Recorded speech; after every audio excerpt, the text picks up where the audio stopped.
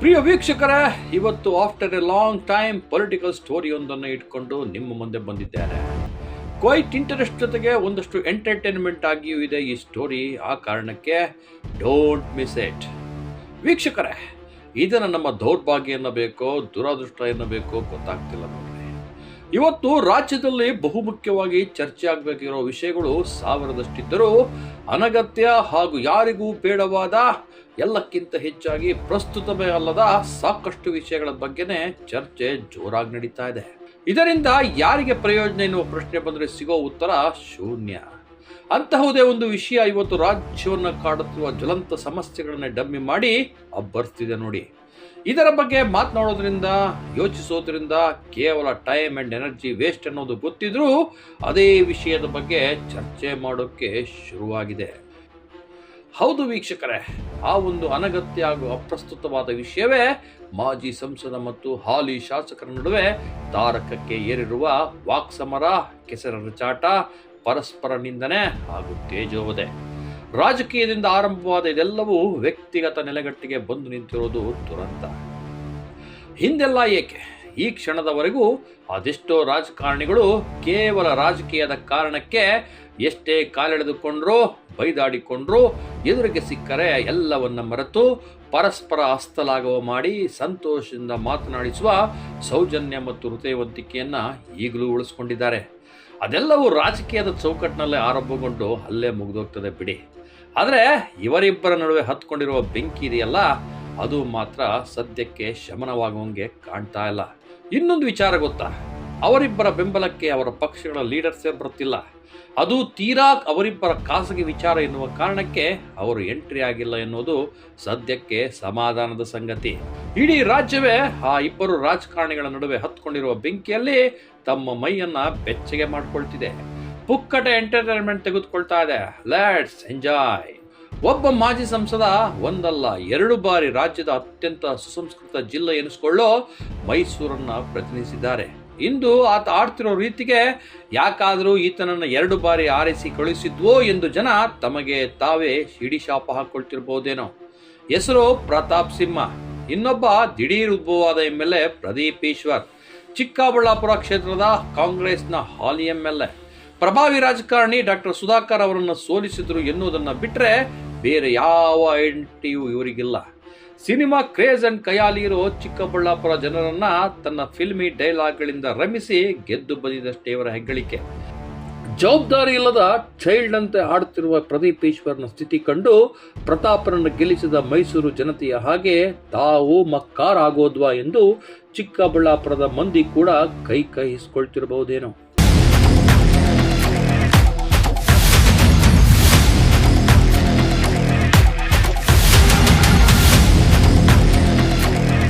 ಇವರಿಬ್ಬರು ಪರಸ್ಪರ ಮಾಡ್ಕೊಳ್ತಿರೋ ವೈಯಕ್ತಿಕ ನಿಂದನೆ, ತೇಜೋವಧೆ ಹಾಗೂ ಅದರ ಭಾಗವಾಗಿ ತಮ್ಮ ಕುಟುಂಬವನ್ನೇ ಹೇಳ್ತಿರುತ್ತಿರುವುದನ್ನು ಕಂಡಾಗ ಛೀ ಥೂ ಎನಿಸದೇ ಇರೋಲ್ಲ. ರಾಜಕಾರಣಕ್ಕೆ ಬರುವ ಯುವ ರಾಜಕಾರಣಿಗಳಿಗೆ ಆದರ್ಶಪ್ರಾಯರಾಗಬೇಕಿರೋ ಇಬ್ಬರು ಇವತ್ತು ನಡೆದುಕೊಳ್ತಿರುವ ರೀತಿ ನಿಜಕ್ಕೂ ಹೇಸಿಗೆ ತರಿಸುತ್ತೆ. ರಾಜಕಾರಣಿಗಳು ಇಷ್ಟೊಂದು ಹೀನಮಟ್ಟಕ್ಕೆ ಇಳಿದು ಬಿಡ್ತಾರಾ? ಹುಟ್ಟು, ಅಸ್ತಿತ್ವ ಎತ್ತವರನ್ನು ಅಪಮಾನಿಸುವಷ್ಟು ನೀಚ ಮಟ್ಟ ಪ್ರದರ್ಶಿಸುತ್ತಾರೆ ಎನ್ನುವುದಕ್ಕೆ ಪ್ರದೀಪ್ ಈಶ್ವರ್ ಮತ್ತು ಪ್ರತಾಪ್ ಸಿಂಹ ಅತ್ಯಂತ ಕೆಟ್ಟ ನಿದರ್ಶನವಾದರು ಎನ್ನುವುದೇ ದೌರ್ಭಾಗ್ಯಪೂರ್ಣ. ಇದು ರಾಜ್ಯ ರಾಜಕಾರಣ ಇತಿಹಾಸದಲ್ಲಿ ಯಾವತ್ತಿಗೂ ಮರೆಯಲಾಗದ ಅತ್ಯಂತ ಅಸಹ್ಯದ ಘಟನೆಯಾಗಿ ಉಳಿದೋಯ್ತು ಎನ್ನುವುದು ದುರಾದೃಷ್ಟಕರ ಕಣ್ರಿ. ಮೈಸೂರಿನ ಮಾಜಿ ಸಂಸದ ಪ್ರತಾಪ್ ಸಿಂಹನ ಜೊತೆ ಸಂಘರ್ಷಕ್ಕಿಳಿದಂತೆ ಕಾಣುವ ಪ್ರದೀಪ್ ಈಶ್ವರ್ ತಾನು ಹೇಳಿಕೊಳ್ಳುವಂತೆ ಮಹಾನ್ ಸಾಚಾನ ಎನ್ನುವ ಪ್ರಶ್ನೆ ಸಾರ್ವಜನಿಕವಾಗಿ ಕಾಡಲಾರಂಭಿಸಿದೆ. ಇದಕ್ಕೆ ಕಾರಣವೂ ಇದೆ. ಏಕೆಂದರೆ ಅವರು ತನ್ನನ್ನು ಸಾರ್ವಜನಿಕವಾಗಿ ಬಿಂಬಿಸಿಕೊಳ್ತಿರೋ ರೀತಿಗೂ ಅಸಲಿಗೆ ಬದುಕುತ್ತಿರುವ ರೀತಿಗೂ ಸಾಮ್ಯವೇ ಇಲ್ಲದಂತಿದೆ. ಅದೇನು ಹೇಳ್ತಾರಲ್ಲ, ಹೇಳೋದು ವೇದಾಂತ, ತಿನ್ನೋದು ಮಾತ್ರ ಬದನೆ ಎನ್ನುವಂತಿದೆಯಂತೆ ಅವರ ನಾಟಕೀಯ ಜೀವನ ಶೈಲಿ. ಪ್ರತಾಪ ಸಿಂಹನನ್ನ ನೈತಿಕವಾಗಿ ಪ್ರಶ್ನಿಸುವ ಪ್ರದೀಪ್ ಈಶ್ವರ್ ಹಾಗೆಯೇ ಬದುಕುತ್ತಿದ್ದಾರಾ ಎಂದು ಪ್ರಶ್ನಿಸಲಿಕ್ಕೂ ಕಾರಣವಿದೆ. ಅದೇ ಅವರ ಮಾಲೀಕತ್ವದ ಪರಿಶ್ರಮ ಎನ್ನುವ ಬೃಹತ್ ಶೈಕ್ಷಣಿಕ ಸಾಮ್ರಾಜ್ಯ.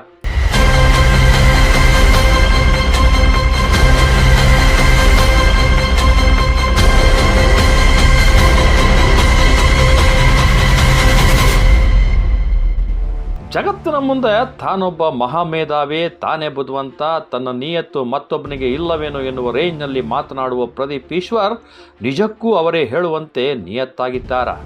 ಸಾಧ್ಯವೇ ಇಲ್ಲ ಎನ್ನುವುದನ್ನು ಸಾರಿ ಹೇಳುತ್ತದೆ ಅವರ 100 ಕೋಟಿ ಮೌಲ್ಯದ ಪರಿಶ್ರಮ ಸಾಮ್ರಾಜ್ಯ. ಅವರ ಅಕ್ರಮವನ್ನು ಸಾಬೀತು ಮಾಡಲಿಕ್ಕೆ ಬಹಳ ಕಷ್ಟವನ್ನೇನು ಪಡಬೇಕಿಲ್ಲ.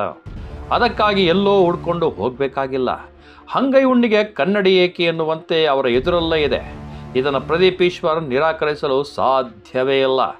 ಏಕೆಂದರೆ ಅಂತಹದೊಂದು ಸ್ಫೋಟಕವಾದ ಸತ್ಯವನ್ನು ದಾಖಲೆಗಳ ಸಮೇತ ಜಗತ್ತಿನ ಮುಂದೆ ಇಟ್ಟಿದೆ ಶೈಕ್ಷಣಿಕ ಕಾಳಜಿಯಲ್ಲಿ ಕೆಲಸ ಮಾಡುತ್ತಿರುವ ಪಾಠಶಾಲೆ ಎನ್ನುವಂಥ ಶೈಕ್ಷಣಿಕ ಸೇವಾ ಸಂಸ್ಥೆ. ಆ ಮಹಾನ್ ಅಕ್ರಮ ಮತ್ತು ಶೈಕ್ಷಣಿಕ ಹಗರಣವನ್ನು for the first time today Kannada ಜಗತ್ತಿನ ಮುಂದೆ ದಾಖಲೆ ಸಮೇತ ಬಿಚ್ಚಿಡುತ್ತಿದೆ. ನಾವು ಹೇಳ್ತಿರುವುದು ಸುಳ್ಳಾದರೆ ತಾಕತ್ತಿದ್ದರೆ ಟುಡೇ ಕನ್ನಡದ ವರದಿಯೇ ಸುಳ್ಳು ಎನ್ನುವುದನ್ನು ಪ್ರೂವ್ ಮಾಡಲಿ ದಿ ಮಹಾನ್ ಪ್ರದೀಪ್ ಈಶ್ವರ್. ಇದು ನಾವು ಅವರಿಗೆ ಆಗ್ತಿರುವ ಬಹಿರಂಗ ಸವಾಲು.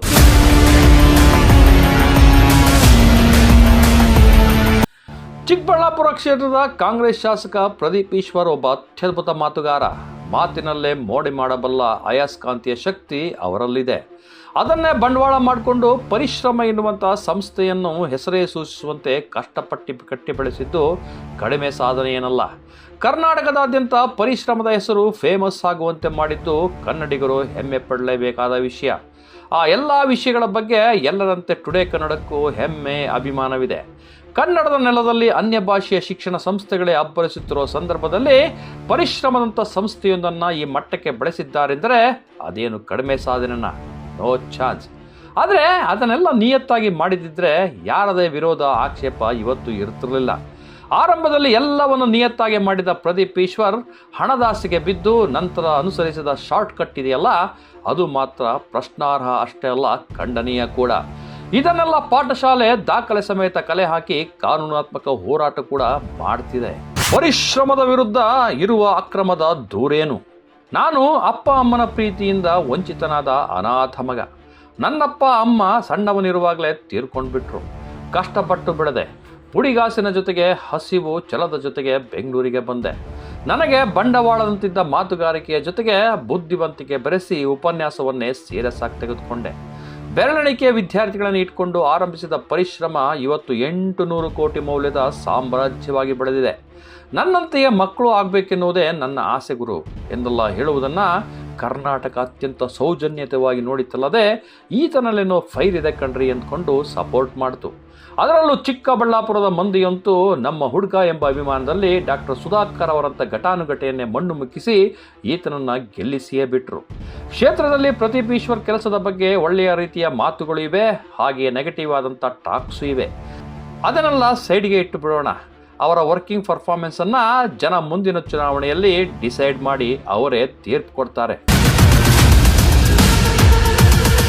ಆದರೆ ಯಾವ ಸಂಸ್ಥೆ ಹೆಸರು ಹೇಳಿಕೊಂಡು ಕರ್ನಾಟಕದ ಬೆಂಗಳೂರಿನಲ್ಲಿ ತನ್ನ ಪರಿಶ್ರಮ ಎನ್ನುವಂಥ ಶೈಕ್ಷಣಿಕ ಸಾಮ್ರಾಜ್ಯವನ್ನು ನಿರ್ಮಿಸಿ ಅದನ್ನು ವಿಸ್ತರಿಸಲು ಆರಂಭಿಸಿದರೋ ಅದೇ ಸಂಸ್ಥೆ ಬಗ್ಗೆ ಸಾರ್ವಜನಿಕವಾಗಿ ಸಾಕಷ್ಟು ನೆಗೆಟಿವ್ ಆದ ಒಪಿನಿಯನ್ ಕೇಳಿಬರ್ತಾ ಇದೆ. ಮಾತಿನಲ್ಲಿ ಸಂಭಾವಿತನಂತೆ ಕಾಣುವ ಪ್ರದೀಪ್ ಈಶ್ವರ್ ನಿಜವಾಗಲೂ ಶೈಕ್ಷಣಿಕ ನಿಯಮಗಳ ಅನ್ವಯವೇ ಪರಿಶ್ರಮ ನಡೆಸುತ್ತಿದ್ದಾರೆ ಎಂಬ ಕುತೂಹಲಕ್ಕೆ ಪಾಠಶಾಲೆ ಪ್ರಾರಂಭಿಸಿದ್ದೇ ಆಪರೇಷನ್ ಪರಿಶ್ರಮ.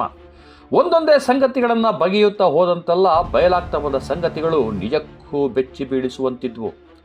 ಪರಿಶ್ರಮ ಸಂಸ್ಥೆಯ ಹೆಸರನ್ನು ಅಡವಿಟ್ಕೊಂಡು ಪ್ರದೀಪ್ ಈಶ್ವರ್ ದೊಡ್ಡ ಮಟ್ಟದ ಶೈಕ್ಷಣಿಕ ಅಕ್ರಮವನ್ನು ನಡೆಸುತ್ತಿದ್ದಾರಂತೆ. ಶಿಕ್ಷಣ ಇಲಾಖೆಯನ್ನು ಯಾಮಾರಿಸಿಯೋ ಅಥವಾ ಅಲ್ಲಿರುವ ಕೆಲವು ಭ್ರಷ್ಟರು ಹಾಗೂ ನಾಲಾಯಕ ಅಧಿಕಾರಿಗಳನ್ನು ಅಡ್ಜಸ್ಟ್ಮೆಂಟ್ ಮಾಡಿಕೊಂಡು ಅಕ್ರಮ ಮುಚ್ಚಿ ಹಾಕಿದ್ದಾರೆನ್ನುವುದು ದಾಖಲೆಗಳ ಸಮೇತ ಪಾಠಶಾಲೆಗೆ ಲಭ್ಯವಾಗಿದೆ. ಆ ನಂತರವೇ ಪ್ರದೀಪ್ ಈಶ್ವರ್ ಅವರ ಗಿಲೀಟ್ ಮಾತು ಶೈಕ್ಷಣಿಕ ವಂಚನೆಯನ್ನು ಬಟಾ ಬಯಲುಗೊಳಿಸಲು ಪಾಠಶಾಲೆ ನಿರ್ಧರಿಸಿತೆನ್ನುವುದು ಗಂಗಾಧರ್ ಅವರ ಮಾತು. ಪರಿಶ್ರಮದು ಕೆಲವು ಜಾಹೀರಾತುಗಳನ್ನು ನಾನು ನೋಡ್ಬಿಟ್ಟು ಇದೇನೋ ಇರ್ಬೋದಲ್ಲ, ಇವರು ಈ ಥರ ಬಿಲ್ಡಪ್ಗಳು ಕೊಟ್ಕೊಂಡೆಲ್ಲ ಇದು ಮಾಡ್ತಿದಾರಲ್ಲ, ಏನಿದೆ ಅಂದ್ಬಿಟ್ಟು ನೋಡೋಣ ಅಂದ್ಬಿಟ್ಟು ನಾನು ಹೋಗಿ ಅದನ್ನೆಲ್ಲ ಪರಿಶೀಲನೆ ಮಾಡಿದೆ ಸರ್. ಸುಮಾರು 1 ವರ್ಷದಿಂದ ಕಷ್ಟಪಟ್ಟು ನಾನು ಎಲ್ಲ ಥರ ಡಾಕ್ಯುಮೆಂಟ್ಸ್ ತೊಗೊಂಡು ಎಲ್ಲ ನೋಡಿದಾಗ ಸೊ ಇವರು ಈ ಥರ ಬೋಗಸ್ ಮಾಡ್ತಿದ್ದಾರೆ ಅಂದ್ಬಿಟ್ಟು ನಿಜವಾಗ್ಲೂ ಯಾರಿಗೂ ಗೊತ್ತೇ ಇಲ್ಲ.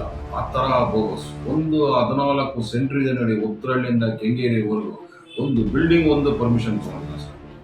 ಇದೇ ರೀತಿ ವಿತೌಟ್ ಪರ್ಮಿಷನ್ ರನ್ ಮಾಡ್ತಿದ್ದಾರೆ ಕಾಲೇಜು. ತನ್ನನ್ನು ಮಹಾನ್ ಮೇಧಾವಿ ಶಿಕ್ಷಣ ತಜ್ಞ ಎನ್ನುವಂತೆ ಪ್ರೊಜೆಕ್ಟ್ ಮಾಡಿಕೊಳ್ಳುವಂತಹ ಪ್ರದೀಪ್ ಈಶ್ವರ್ ನಿಜವಾಗಿಯೂ ಹೇಳ್ಕೊಳ್ಳುವಂತೆ ನಡ್ಕೊಳ್ತಿದ್ದಾರಾ? ಕಾನೂನುಬದ್ಧವಾಗಿ ಪರಿಶ್ರಮ ಸಂಸ್ಥೆಯನ್ನು ನಡೆಸ್ತಿದ್ದಾರಾ? ಎಲ್ಲ ನಿಯಮಗಳನ್ನು ಸರಿಯಾಗಿ ಪಾಲನೆ ಮಾಡ್ತಿದ್ದಾರಾ? ಅವರೇ ಹೇಳುವಂತೆ ಬೇರೆಲ್ಲೂ ಸಿಗದಂಥ ಅತ್ಯಂತ ಕಡಿಮೆ ದರದಲ್ಲಿ ವಿದ್ಯಾರ್ಥಿಗಳಿಗೆ ಶಿಕ್ಷಣ ನೀಡಲಾಗ್ತಿದೆಯಾ? ಅವರ ಪರಿಶ್ರಮದಲ್ಲಿ ನಿಜಕ್ಕೂ ಶೈಕ್ಷಣಿಕವಾದ ವಾತಾವರಣ ಇದೆಯಾ? ಶೋ ಅಪ್ಪು ಬಿಲ್ಡಪ್ಪು ಕೊಡುವಂಥ ಮಟ್ಟದಲ್ಲಿ ಪರಿಶ್ರಮವನ್ನು ಬೆಳೆಸಿದಾರಾ? ದಾಖಲೆಗಳ ಜೊತೆಗೆ ಅಲ್ಲಿನ ವಾಸ್ತವ ಚಿತ್ರಣವನ್ನು ಗಮನಿಸಿದರೆ ನೋ ಚಾನ್ಸ್ ಎನ್ನುವ ಉತ್ತರ ಸಿಗ್ತದೆ ಕಣ್ರಿ. ನಿಮಗೆ ನೆನಪಿರಲಿ ಅಂತ ಹೇಳ್ತೀವಿ ಕೇಳ್ರಿ, ಕರ್ನಾಟಕದಲ್ಲಿ ಎಲ್ಲೂ ಇರದಂಥ ದುಬಾರಿ ಮೊತ್ತದ ಶುಲ್ಕವನ್ನು ವಿದ್ಯಾರ್ಥಿಗಳಿಂದ ಪರಿಶ್ರಮದಲ್ಲಿ ವಸೂಲು ಮಾಡಲಾಗ್ತಿದೆಯಂತೆ. ತನ್ನ ಗಿಲಿಟ್ ಮಾತುಗಳಿಂದ ಮಕ್ಕಾರ್ ಮಾಡುವ ಮೋಡಿಗಾರ ಶೈಕ್ಷಣಿಕವಾಗಿ ದೊಡ್ಡ ಮಟ್ಟದ ಸುಲಿಗೆಗೆ ಇಳಿದಿದ್ದಾರೆ ಅಂದರೆ ನೀವು ನಂಬಲೇಬೇಕು. ಅವರ ಮಾತುಗಳನ್ನು ನಂಬಿಕೊಂಡು ಮಕ್ಕಳನ್ನು ತಂದುಬಿಡುವ ಪೋಷಕರು ದುಬಾರಿ ಮೊತ್ತದ ಶುಲ್ಕವನ್ನು ಪಾವತಿಸುವಾಗ ಕಣ್ಣಲ್ಲಿ ನೀರಲ್ಲ ಕಣ್ರಿ, ರಕ್ತವನ್ನೇ ಸುರಿಸ್ತಿದ್ದಾರೆ ಅಂದರೆ ಪರಿಶ್ರಮದಲ್ಲಿ ಎಂಥ ಕ್ರೌರ್ಯದ ವಾತಾವರಣ ಅನ್ನೋದು ನಿಮಗೆ ಅರ್ಥವಾಗುತ್ತೆ. ಪ್ರದೀಪ್ ಈಶ್ವರ್ ಅವರು ಏನು ಹೇಳ್ತಾರೆ ಅಂತ ಹೇಳಿದ್ರೆ, ನಾನು ಬಡವರು ಮಕ್ಕಳಿಗೆ ಸಪೋರ್ಟ್ ಮಾಡ್ತೀನಿ, ಬಡವರು ಮಕ್ಕಳಿಗೆ ಹೆಲ್ಪ್ ಮಾಡ್ತೀನಿ ಅಂತ ಹೇಳ್ತಿರಲ್ಲ ಸರ್. ನಿಮ್ಮ ಸಂಸ್ಥೆಯಲ್ಲಿ ಫೀಸ್ ಎಷ್ಟು ತಗೊಳ್ತಾ ಇದ್ದೀರಾ ಸರ್? 4 ರಿಂದ 4.5 ಲಕ್ಷ ರೂಪಾಯಿ ತಗೊಳ್ತಿದ್ದೀರಾ. ಇದೇನೆ ಸರ್ ನೀವು ಮಾಡ್ತಾ ಇರೋದು ಬಡವ್ರ ಮಕ್ಕಳಿಗೆ ಹೆಲ್ಪ್ ಮಾಡೋದು? 4 ರಿಂದ 4 ಲಕ್ಷ ಪಾಪ ಜನ ತಂದು ಕಟ್ಬಿಟ್ಟು ಸರ್ ಯಾವ ರೀತಿ ಇದೆ ಸರ್ ರೆಸಿಡೆನ್ಸಿ ಅಂತ ಹೇಳಿದ್ರೆ, ಟ್ರ್ಯಾಕ್ಟ್ರಲ್ಲಿ ಊಟ ತಂದಾಕ್ತಿರಲ್ಲ ಸರ್. ಟ್ರ್ಯಾಕ್ಟ್ರಲ್ಲಿ ತಂದು ಊಟ ಹಾಕೊಂಡು ಹೋಗ್ತಿರಲ್ಲ, ಇದು ಎಷ್ಟು ಮಟ್ಟಿಗೆ ಸರಿ ಹೇಳಿ ನೋಡಿ. ಜನ ಪಾಪ ಸೇರಿಸ್ಬಿಟ್ಟು ಈಗ ಅಳ್ತಿದ್ದಾರೆ. ಎಷ್ಟೋ ಜನ ನಮ್ಮ ಸಂಸ್ಥೆಗೆ ಎಷ್ಟೋ ಜನ ಕಂಪ್ಲೇಂಟ್ ಕೊಟ್ಟಿದ್ದಾರೆ ಪೇರೆಂಟ್ಸ್. 4 ರಿಂದ 4.5 ಲಕ್ಷ ರೂಪಾಯಿ ತಗೊಳ್ತಿರಲ್ಲ, ಇದು ಎಷ್ಟು ಮಟ್ಟಿಗೆ ಸರಿ ಹೇಳಿ ಇದೆ.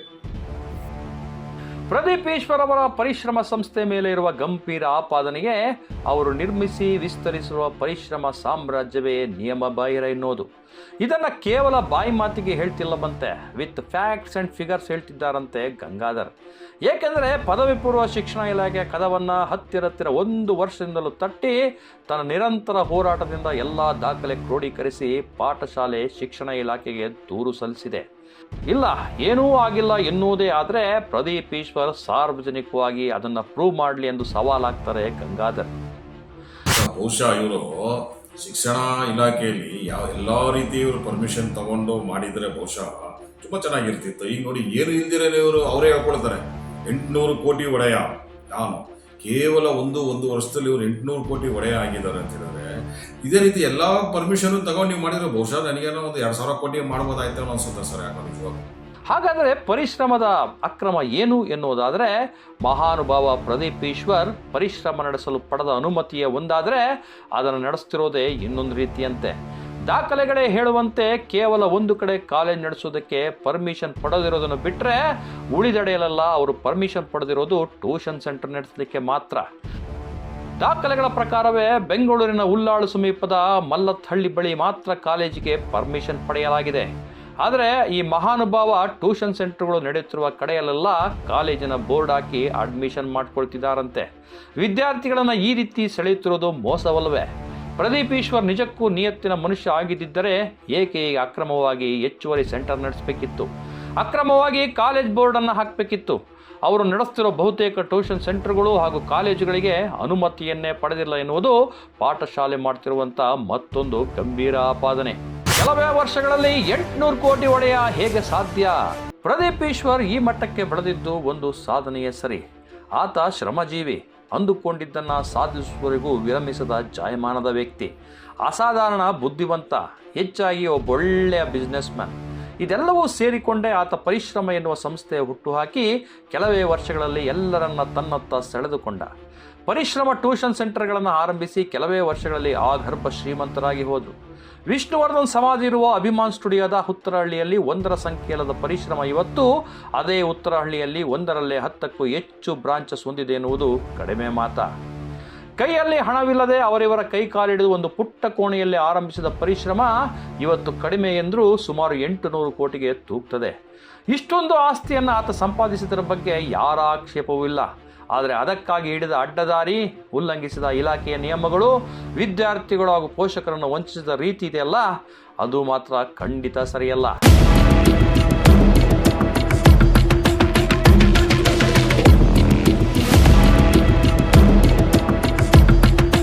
ತಾನೊಬ್ಬ ಶಾಸಕ, ತಾನೇನೇ ಮಾಡಿದರೂ ತನ್ನ ಸರ್ಕಾರ ತನ್ನನ್ನು ರಕ್ಷಿಸಿ ಬಿಡ್ತದೆ, ತನ್ನ ತಪ್ಪನ್ನು ಮಾಫಿ ಮಾಡ್ತದೆ ಎಂದು ಅಹಮಿಕೆಯಿಂದ ಮೆರೆದಿದೆಯಲ್ಲ, ಅದೇ ಇವತ್ತು ಪ್ರದೀಪ್ ಈಶ್ವರ್ ಬುಡಕ್ಕೆ ಬೆಂಕಿ ಇಟ್ಟಂತೆ ಕಾಣ್ತದೆ. 4 ರಿಂದ 4.5 ಲಕ್ಷ ಸಂಗ್ರಹ, ಸುಲಿಗೆಯಲ್ಲದೆ ವಿದ್ಯಾದಾಸೋಹನ. ಕರ್ನಾಟಕದ ಪ್ರತಿಯೊಬ್ಬ ವಿದ್ಯಾರ್ಥಿಯು ಇಂಜಿನಿಯರ್, ಡಾಕ್ಟರ್ ಆಗಬೇಕೆನ್ನುವುದೇ ನನ್ನ ಆಸೆ. ಅದಕ್ಕಾಗಿ ನೀಟ್ ಮತ್ತು JEE ಕೋಚಿಂಗನ್ನು ಕಡಿಮೆ ಹಣದಲ್ಲಿ ಕೊಡಬೇಕೆಂದೇ ಪರಿಶ್ರಮ ಸ್ಥಾಪಿಸಿದೆ ಎಂದು ಪುಂಖಾನುಪುಂಖವಾಗಿ ಕೊಚ್ಚಿಕೊಳ್ಳುತ್ತಾರೆ ಪ್ರದೀಪ್ ಈಶ್ವರ್. ಹಾಗಂತ ಇವರ ಮಾತೇನಾದರೂ ಕೇಳಿ ಪರಿಶ್ರಮಕ್ಕೆ ಹೋದರೆ ನಿಮ್ಮ ಸುಲಿಗೆ ಗ್ಯಾರಂಟಿ. ಏಕೆ ಗೊತ್ತಾ? ಇಲ್ಲಿ ಪ್ರತಿಯೊಬ್ಬ ವಿದ್ಯಾರ್ಥಿಯಿಂದ ಪಡೆಯುವ ಮೊತ್ತ ಎಷ್ಟು ಗೊತ್ತಾ? ಜಸ್ಟ್ 4 ಲಕ್ಷದಿಂದ 4.5 ಲಕ್ಷ ಅಷ್ಟೇ. ವಸತಿ ಸಹಿತ ಶಿಕ್ಷಣ ಮತ್ತು ವಸತಿ ರಹಿತ ಶಿಕ್ಷಣ ಎನ್ನುವ 2 ಆಯಾಮಗಳಲ್ಲಿ ಕೋಚಿಂಗನ್ನು ಕೊಡಲಾಗ್ತದೆ. ಆದರೆ ಬೇರೆಲ್ಲೂ ಇರೋದಷ್ಟು ದುಬಾರಿ ಮೊತ್ತದ ಹಣವನ್ನು ವಿದ್ಯಾರ್ಥಿಗಳ ಪೋಷಕರಿಂದ ವಸೂಲಿ ಮಾಡುವುದು ಸುಲಿಗೆಯಲ್ಲದೆ ಇನ್ನೇನು ವಿದ್ಯಾದಾಸೋಹನ. ಇನ್ನೊಂದು ನಮ್ದು along with NEET parallel NEET exams ಹೋಗ್ತಿದೆ ಡೈಲಿ. ಹೌದಾ? ಫಸ್ಟ್ ಇಂದ ಎವ್ರಿ ಮಂಡೇ 720 ಈ ಮಾರ್ಕ್ಸ್. ನೀಟ್ ಬೇರೆ ಅಲ್ವಾ? ನೀಟ್ ಬೇರೆನಾ ಇದು? ಫಸ್ಟ್ PU ಇಂದಾನೆ ನೀಟ್ ಸರ್. ಫಸ್ಟ್ PU ಅಂದ್ರೆ ನೀಟು. ಹೌದು, ಫಸ್ಟ್ ಲೆಸನ್ ಇಂದಾನೆ ನೀಟ್ ಕೋಚಿಂಗ್ ಸ್ಟಾರ್ಟ್. ಪರಿಶ್ರಮ ಅಂದರೆ ನೀಟ್ ಇದಕ್ಕೆ ಫೇಮಸ್ ಅಲ್ಲ, ಅದಕ್ಕೆ ನೀಟ್ ಪ್ಲಸ್ PU ಆದರೆ PU ಆದರೆ PU ಲಾಂಗ್ ಟರ್ಮ್ಗೆ ಓನ್ಲಿ ನೀಟ್. ಲಾಂಗ್ ಟರ್ಮಿಗೆ ಓನ್ಲಿ ನೀಟ್. ಇಲ್ಲಿ ನೀಟು ಮತ್ತು PU ಎರಡೂ ಇದೆಯಾ? ಹಾಂ sir, NEET CET PU board okay, 3 ಸೇರಿ ನಾವು ಹೇಳ್ಕೊಡೋದು PU. ಹೇಗಿದೆ ಸರ್ ಇದರ ಫೀಸ್ ಎಲ್ಲ? Sir 4 lakhs per year. Sir 4 lakhs per year. Sir 4 lakhs per year. 4 lakhs ಹಾಂ, with along with NEET. Coaching. ಹೌದು, ಕೇಳಿದ್ರಲ್ಲ, ಪರಿಶ್ರಮ ಸಿಬ್ಬಂದಿಯೇ ಹೇಳಿದ್ದನ್ನು. ತನ್ನ ಮೋಟಿವೇಶನಲ್ ಸ್ಪೀಚ್ನಿಂದ ಪ್ರಭಾವಿತರಾಗಿ ಅತ್ಯುತ್ತಮ ವೈದ್ಯರು, ಇಂಜಿನಿಯರ್ಸ್ ಆಗಲು ಬರುವ ವಿದ್ಯಾರ್ಥಿಗಳನ್ನು ದಾರಿ ತಪ್ಪಿಸುವ ಕೆಲಸವನ್ನು ಈ ಮಹಾನುಭಾವ ವರ್ಷಗಳಿಂದಲೂ ಮಾಡ್ತಲೇ ಬಂದಿದ್ದಾರೆ. ಆದರೆ ಔದಾರ್ಯವಂತ ಪೋಷಕರು ಮಾತ್ರ ಇದನ್ನು ಅರ್ಥ ಮಾಡ್ಕೊಳ್ತಿಲ್ಲ. ಕನ್ನಡಿಗರು ಹೃದಯವಂತರೆನ್ನುವುದನ್ನೇ ವೀಕ್ನೆಸ್ ಆಗಿ ಮಾಡಿಕೊಂಡು ಅವರಿಂದ ಇಷ್ಟೊಂದು ಹಣ ವಸೂಲಿ ಮಾಡುವುದು ನಿಜಕ್ಕೂ ಪ್ರದೀಪ್ ಈಶ್ವರ್ಗೆ ಶೋಭೆ ತರುವಂಥದ್ದ? ನೋ. ವಿದ್ಯಾರ್ಥಿಗಳನ್ನು ಈ ರೀತಿ ಆರ್ಥಿಕವಾಗಿ ಶೋಷಣೆ ಮಾಡಿದರೆ 800 ಕೋಟಿ ಒಡೆಯ ಆಗೋದೇನು ಕಷ್ಟ ಏನ್ರಿ?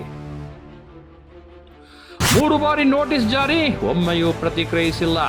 ಸಾಕ್ಷ್ಯ ಸಲ್ಲಿಸಲು ಕಾಲಾವಕಾಶ ಕೋರಿಕೆ ಏಕೆ? ಎಲ್ಲ ಇದ್ದ ಮೇಲೆ ಸಮಯ ಕೋರಿದ್ದೇಕೆ? ಪಾಠಶಾಲೆ ಸಾಕ್ಷ್ಯ ಸಮೇತ ನೀಡಿದ ದೂರಿನ ಹಿನ್ನೆಲೆಯಲ್ಲಿ ಬೆಂಗಳೂರು ದಕ್ಷಿಣ DDPU ಮನೋಹರ ಕೊಳ್ಳ ಅವರು ವಿವರಣೆ ನೀಡುವಂತೆ ನೋಟಿಸ್ ಜಾರಿ ಮಾಡಿದರು. ಅದು ಕೂಡ ಒಂದಲ್ಲ ಎರಡಲ್ಲ 3 ಬಾರಿಯಂತೆ. ಎಲ್ಲ ಸರಿ ಇದ್ದಿದ್ದರೆ ಅಥವಾ ನ್ಯಾಯಯುತವಾಗಿ ಸಂಸ್ಥೆ ನಡೆಸುತ್ತೇನೆ ಎನ್ನುವುದೇ ಸತ್ಯವಿದ್ದರೆ ಆ ಎಲ್ಲ ದಾಖಲೆಗಳನ್ನು ಇವರು ಸಲ್ಲಿಸಬೇಕಿತ್ತಲ್ವ? ಆದರೆ ಪರಿಶ್ರಮ ಆಡಳಿತ ಯಾವುದೇ ದಾಖಲೆ ಪ್ರೊಡ್ಯೂಸ್ ಮಾಡಲು ಸಾಧ್ಯವೇ ಆಗಿಲ್ಲ. ಕಡೆಯ ನೋಟಿಸ್ ಎನ್ನುವಂತೆ ಕೊಳ್ಳ ವಿವರಣೆ ಕೇಳಿ ನೋಟಿಸ್ ಜಾರಿ ಮಾಡಿದ್ದಾರೆ. ಆಗಲೂ ಈ ಮಹಾನುಭಾವ ದಾಖಲೆ ಸಲ್ಲಿಸಲು ಮತ್ತೆ ವಾರಗಳ ಕಾಲಾವಕಾಶ ಕೇಳಿದ್ದಾರೆ. ಅಲ್ಲ ಸ್ವಾಮಿ, ಎಲ್ಲ ದಾಖಲೆ ಸಲ್ಲಿಕೆಯಾದ ಮೇಲೆಯೇ ಅಲ್ವಾ ಅನುಮತಿ ನೀಡೋದು? ಶಿಕ್ಷಣ ಇಲಾಖೆ ಅಧಿಕಾರಿಗಳು ಪರಿಶ್ರಮಕ್ಕೆ ಕಣ್ಣು ಮುಚ್ಚಿಕೊಂಡು ಹೇಗೆ ಅನುಮತಿ ಕೊಟ್ಟರೆನ್ನುವುದೇ ಈಗ ಆಶ್ಚರ್ಯ ಹಾಗೂ ಅನುಮಾನ ಮೂಡಿಸ್ತಿದೆ. ಈ ವಿಷಯದಲ್ಲಿ ಪರಿಶ್ರಮಕ್ಕೆ ಆರಂಭದಲ್ಲಿ ಅನುಮತಿ ಕೊಟ್ಟ ಅಧಿಕಾರಿಗಳನ್ನೇ ಮನೆಗೆ ಕಳುಹಿಸೋದು ಸೂಕ್ತ ಎನಿಸ್ತದೆ. ಬಹುಶಃ ಶಿಕ್ಷಣ ಸಂಸ್ಥೆಯಲ್ಲಿ ಅವ್ರು ಏನೇ ಒಂದು ಮಾಡಬೇಕಾದ್ರೂ ಅವರು ಒಂದು ಸಂಸ್ಥೆನ ನಡೆಸಬೇಕಾದ್ರೆ ನಮ್ಮ ಮನೋಹರ್ ಕೊಳ್ಳ DDP ಸಾಹೇಬರಿದ್ದಾರೆ.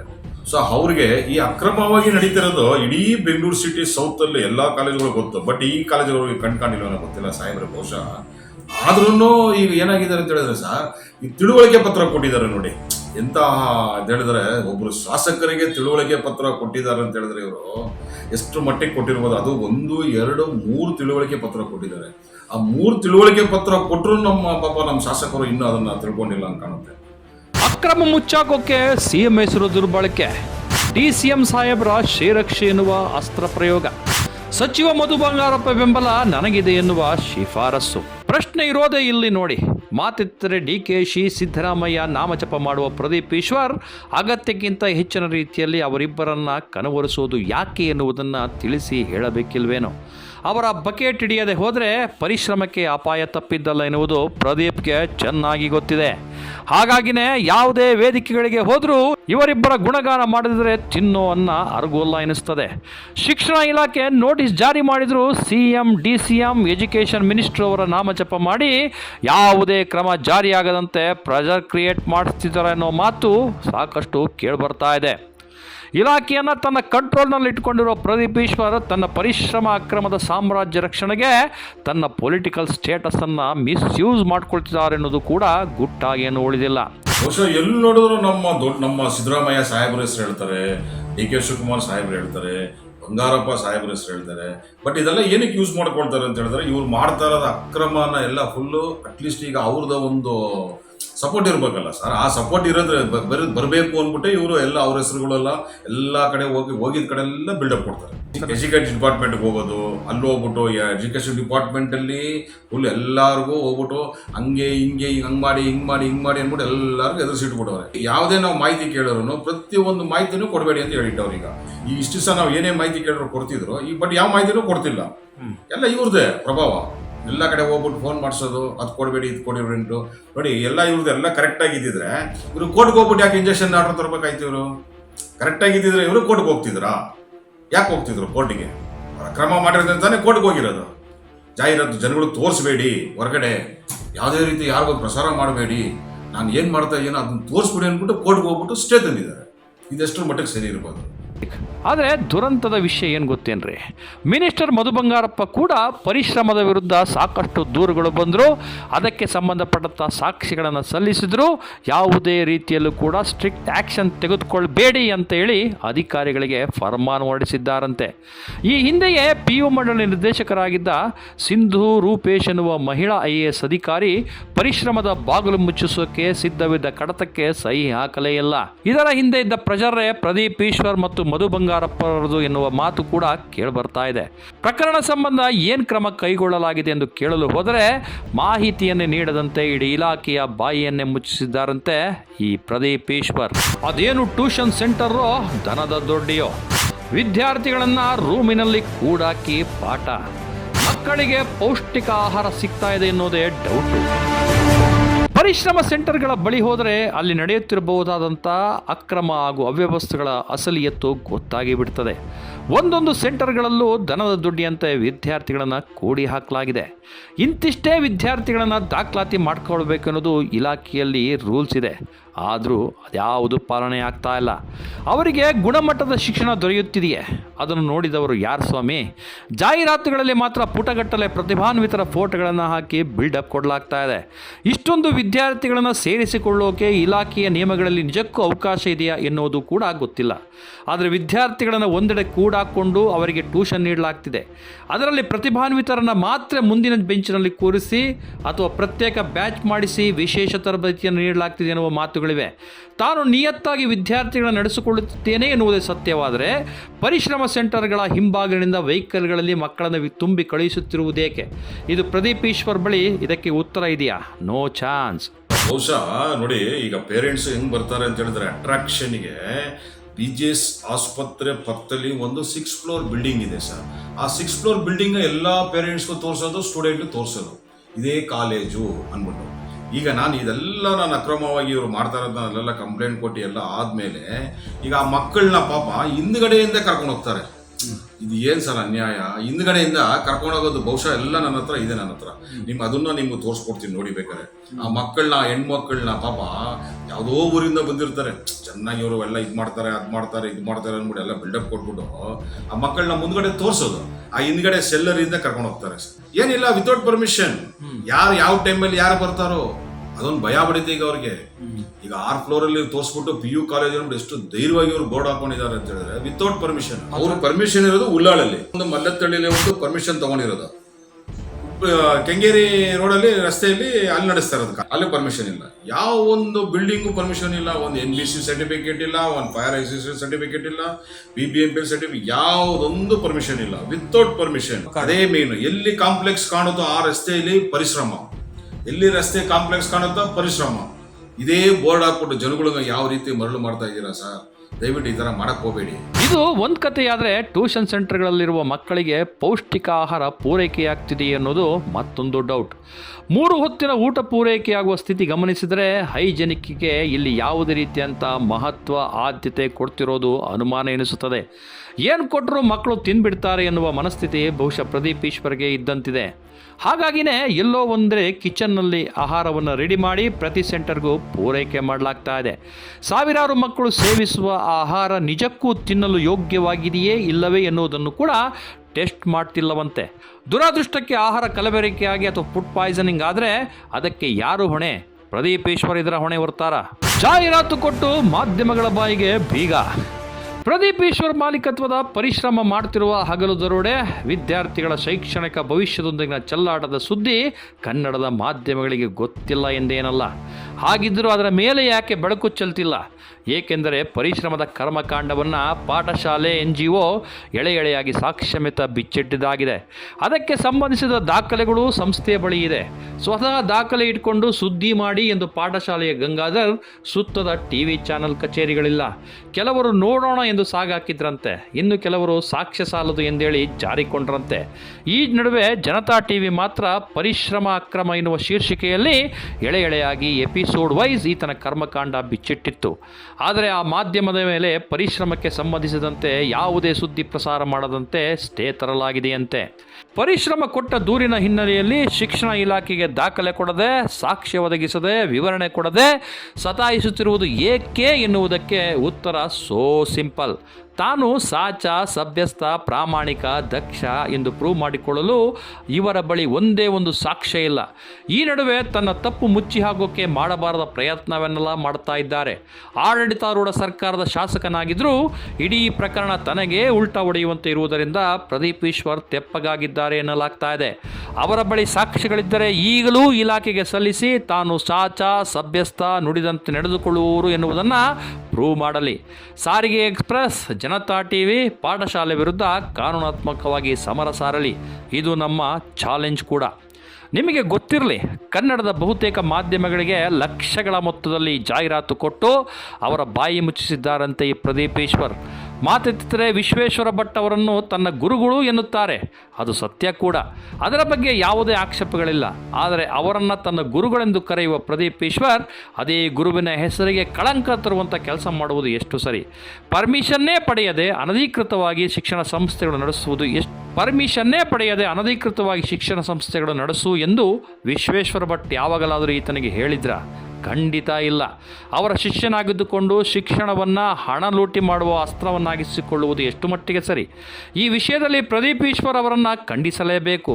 ಆದರೆ ಬಹುತೇಕ ಮಾಧ್ಯಮಗಳಿಗೆ ಸತ್ಯ ಗೊತ್ತಿದ್ದರೂ ಜಾಹೀರಾತು ಕೊಡ್ತಾರೆ ಎನ್ನುವ ಒಂದೇ ಒಂದು ಕಾರಣಕ್ಕೆ ಪರಿಶ್ರಮದ ಅಸಲಿಯತ್ತನ್ನು ಜಗತ್ತಿಗೆ ಗೊತ್ತುಪಡಿಸುವ ಕೆಲಸವನ್ನೇ ಮಾಡ್ತಿಲ್ಲ ಎನ್ನುವುದು ನಾಚಿಕೆಗೇಡಿನ ವಿಚಾರವಲ್ಲದೆ ಇನ್ನೇನು. ಪರಿಶ್ರಮದ ಸಂಪತ್ತಿನ ಬಗ್ಗೆ ಗುಮಾನಿ, 800 ಗಳಿಕೆ ಹಿಂದಿನ ಅಸಲಿಯತ್ತೇನು? IT, ED, ಲೋಕಾಯುಕ್ತಕ್ಕೆ ಪಾಠಶಾಲೆಯಿಂದ ದೂರು ಚಿಂತನೆ. ಮಾತಿಗೂ ಬರಿಗೈಯಲ್ಲಿ ಬಂದ ನಾನು ಇವತ್ತಿಗೆ 800 ಕೋಟಿ ಆಸ್ತಿ ಒಡೆಯ ಎಂದು ಹೇಳಿಕೊಂಡು ಬಿಲ್ಡಪ್ ಕೊಡುವ ಪ್ರದೀಪ್ ಈಶ್ವರ್ ಆದಾಯದ ಮೂಲವೇ ಈಗ ಪ್ರಶ್ನಾರ್ಹವಾಗಿದೆ. ಮಾತಿನ ಭರಾಟೆಯಲ್ಲೂ ಅಥವಾ ವಿವೇಚನೆ ಕಳೆದುಕೊಂಡು ಈ ರೀತಿ ಮಾತನಾಡುತ್ತಿದ್ದಾರೋ ಗೊತ್ತಾಗ್ತಿಲ್ಲ. ಆದರೆ ಪರಿಶ್ರಮದ ಬಂಡವಾಳ ಏನು ಎನ್ನುವುದಕ್ಕೆ ಪೂರಕವಾದ ಸಂಪೂರ್ಣ ಸಾಕ್ಷ್ಯಗಳನ್ನು ಪಾಠಶಾಲೆ ಹೆಕ್ಕಿ ತೆಗೆದಿರುವುದನ್ನು ಗಮನಿಸಿದಾಗ ಪ್ರದೀಪ್ ಈಶ್ವರ್ ಅವರ ಈ ಸಂಪಾದನೆ ಬಹುತೇಕ ಬೇನಾಮಿ ಎನ್ನುವುದು ಮೇಲ್ನೋಟಕ್ಕೆ ಗೊತ್ತಾಗ್ತದೆ. ಏಕೆಂದರೆ ಅವರು ನಡೆಸ್ತಿರೋ ಬಹುತೇಕ ಟ್ಯೂಷನ್ ಸೆಂಟರ್ಗಳು ಅನಧಿಕೃತ. ಒಂದು ಕಡೆ ಕಾಲೇಜ್ ನಡೆಸೋದಕ್ಕೆ ಪರ್ಮಿಷನ್ ಕೊಟ್ಟರೆ ಈ ಮಹಾನುಭಾವ ಅನೇಕ ಕಡೆ ಕಾಲೇಜುಗಳನ್ನು ನಡೆಸ್ತಿದ್ದಾನೆ ಎನ್ನುವುದಕ್ಕೆ ಸಾಕ್ಷ್ಯ ಸಿಕ್ಕಂಗಿದೆ. ಕಾನೂನು ಬಾಹಿರವಾದ ಮೂಲಗಳಿಂದ ಏನೇ ಆದಾಯ ಗಳಿಸಿದರೂ ಅದು ಅಕ್ರಮ ಎನ್ನುವುದು ಸತ್ಯವಾದಲ್ಲಿ ಪರಿಶ್ರಮದ ಮೂಲಕ ಪ್ರದೀಪ್ ಈಶ್ವರ್ ಗಳಿಸಿರುವ ಬಹುತೇಕ ಆಸ್ತಿ ಕೂಡ ಅಕ್ರಮ ಎನ್ನುವುದು ಕೂಡ ನಿಜ. ಈ ಎಲ್ಲ ಸಂಗತಿಗಳನ್ನು ಮುಂದಿಟ್ಕೊಂಡು ಪಾಠಶಾಲೆ ED, ಲೋಕಾಯುಕ್ತ ಮತ್ತು ಆದಾಯ ತೆರಿಗೆ ಇಲಾಖೆಗೆ ದೂರನ್ನು ಕೊಡಲು ಕೂಡ ಸಿದ್ಧತೆ ಮಾಡಿಕೊಂಡಿದೆಯಂತೆ. ಕೇವಲ ಬಿಲ್ಡಪ್ ಕೊಟ್ಕೊಂಡು ಡೈಲಾಗ್ ಹೊಡೆದುಕೊಂಡು ಜನರನ್ನು ಯಾಮಾರಿಸುತ್ತಿರುವ ಪ್ರದೀಪ್ ಈಶ್ವರ್ ಅಸಲಿಯತ್ತು ಏನು? ಇಷ್ಟೆಲ್ಲ ಆದಾಯ ಗಳಿಸಿದ್ದಾದರೂ ಹೇಗೆ ಎನ್ನುವುದು ಇಡೀ ಕರ್ನಾಟಕಕ್ಕೆ ಗೊತ್ತಾಗಲೇಬೇಕಾಗಿದೆ. ಹಾಗಾಗಿ ಅವರ ವಿರುದ್ಧ ಇರುವ ಆಪಾದನೆಗಳಿಗೆ ಸ್ಪಷ್ಟತೆ ಸಿಗಬೇಕಾದರೆ ಒಂದು ನಿಷ್ಪಕ್ಷಪಾತವಾದ ಹಾಗೂ ಪಾರದರ್ಶಕವಾದ ತನಿಖೆ ಅಗತ್ಯ ಎನ್ನುವುದು ನಮ್ಮ ಆಶಯ ಕೂಡ.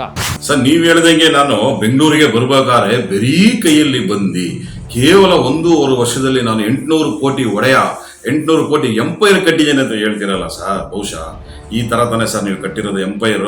4 ಲಕ್ಷ 4.25 ಲಕ್ಷ ತಗೊಂಡು ಜನಗಳ ಹತ್ರ ನೀವು ಈ ತರ ನೀವು 800 ಕೋಟಿ ಒಡೆಯ ಸರ್, 2000 ಕೋಟಿ ಒಡೆಯನೇ ಆಗ್ಬೋದು. ಬಹುಶಃ ಇದು 800 ಕೋಟಿ ಒಂದು ಹೇಳಿದ್ರಲ್ಲ ಸರ್, ನೀವು ಯಾವ ತರ ಸರ್ 800 ಕೋಟಿ ಮಾಡಿದಾರ? ಅಟ್ಲೀಸ್ಟ್ ಸ್ವಲ್ಪ ಹೇಳ್ಕೊಡಿ ಎಲ್ರಿಗೂ.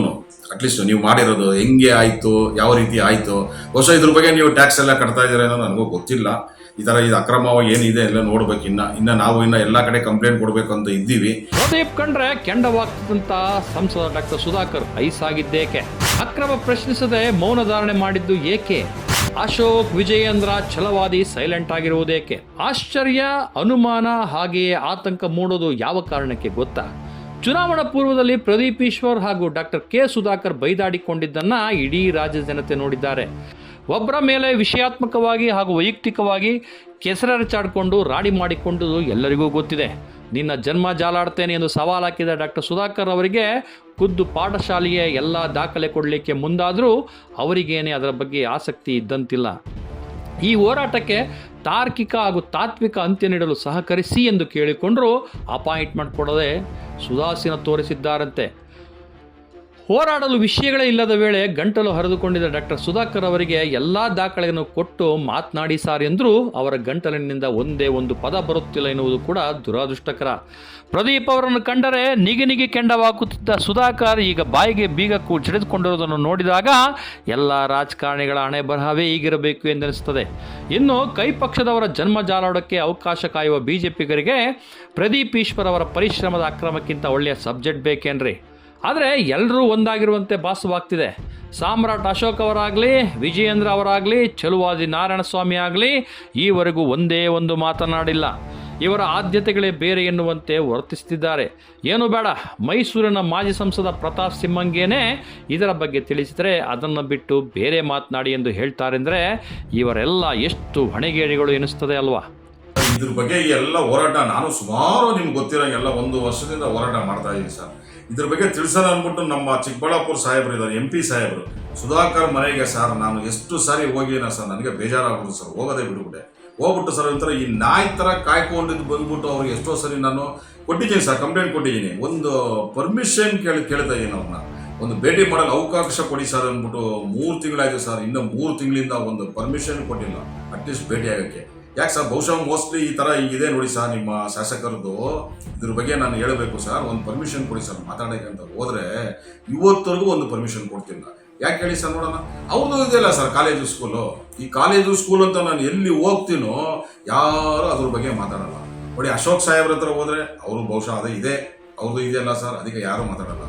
ಪ್ರತಾಪ್ ಸಿಂಹ ಹತ್ರ ಹೋದೆ, ಪ್ರತಾಪ್ ಸಿಂಹ ಕೊಟ್ರು ಇದ್ರ ಬಿಟ್ಬಿಡ್ರಿ, ಈ ಮ್ಯಾಟ್ರ್ ಬೇಡ, ಬೇರೆ ಏನಾದ್ರೆ ತಗೊಂಬನ್ನಿ, ಬೇರೆ ಏನಾದ್ರೆ ಇನ್ನೇನು ತಗೊಂಡೋಗಿ ಕೊಡ್ಬೇಕು ಗೊತ್ತಿಲ್ಲ ಸರ್ ನನಗೇನು. ಮೋಸ್ಟ್ಲಿ ಅವ್ರೇನಾದ್ರು ಹೇಳಿದ್ರೆ ಇಂಥ ತಗೊಂಬಂದ್ರೆ ತಗೊಂಡೋಗಿ ಕೊಡ್ಬೋದು ನಾವು. ಎಲ್ಲ ಸರ್ ಯಾರು ನೀವು ಕಂಪ್ಲೇಂಟ್ ಕೊಟ್ಟರು, ಬಹುಶಃ ಈಗ ನಾನು ಯತ್ನಾಳ್ ಸಾಹೇಬ್ರಿಗೇನೋ ಒಂದು ಕೊಡಬೇಕು ಅಂತ ಅನ್ಕೊಂಡಿದ್ದೀನಿ. ಬಹುಶಃ ಅವ್ರ ಮೇಲೆ ಭಾರಿ ನಿರೀಕ್ಷೆ ಇಟ್ಕೊಂಡಿದ್ದೀನಿ. ಅವ್ರು ಏನಾದರೂ ಇದ್ರ ಬಗ್ಗೆ ಸೆಷನ್ನಲ್ಲಿ ಮಾತಾಡ್ಬೋದು ಅಂತ ನಾನು ಭಾರಿ ನಿರೀಕ್ಷೆಯಲ್ಲಿ ಇದ್ದೀನಿ. ಆದಷ್ಟು ಬೇಗ ಯತ್ನಾಳ್ ಸಾಹೇಬ್ರನ್ನ ಹೋಗಿ ಮೀಟ್ ಮಾಡಬೇಕು ಅಂತ ಕಾಯ್ತಾ ಇದ್ದೀನಿ ಸರ್. ಆದರೆ ನೆನಪಿರಲಿ, ಎಲ್ಲ ಸುಮ್ಮನಾಗ್ಬೋದು. ಟುಡೇ ಕನ್ನಡ ಮತ್ತು ಸಮಾನ ಮನಸ್ಕ ಮಾಧ್ಯಮಗಳು ಮಾತ್ರ ಪರಿಶ್ರಮದ ಅಕ್ರಮಕ್ಕೆ ಒಂದು ಗತಿ ಕಾಣಿಸ್ತೇ ಬಿಡೋಲ್ಲ. ಇದು ಪ್ರದೀಪ್ ಈಶ್ವರ್ಗೆ ನಾವು ಆಗ್ತಿರುವ ಸವಾಲು ಮಗ, ಹಾಗೆ ಎಚ್ಚರಿಕೆ ಕೂಡ.